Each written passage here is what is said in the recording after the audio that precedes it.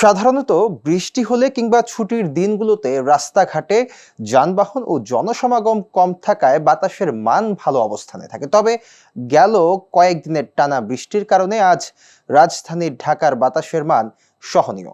বুধবার 23 জুলাই বিশ্বে বায়ু দূষণের তালিকায় 59তম অবস্থানে রয়েছে শহরটি। এ তালিকায় বাংলাদেশের চেয়ে খারাপ অবস্থানে রয়েছে যুক্তরাজ্যের লন্ডন, যুক্তরাষ্ট্রের ওয়াশিংটন ডিসি, সিঙ্গাপুরের সিঙ্গাপুর সিটি, ইন্দোনেশিয়ার জাকার্তা, থাইল্যান্ডের ব্যাংকক, জাপানের টোকিও, চীনের বেইজিং সহ বিশ্বের 58টি শহর। বৃহস্পতিবার সকাল 9টার দিকে ঢাকায় AQI স্কোর ছিল 55। সুইজারল্যান্ড ভিত্তিক বায়ুমান নির্ধারণ সংস্থা IQ এয়ার এ তথ্য নিশ্চিত করেছে।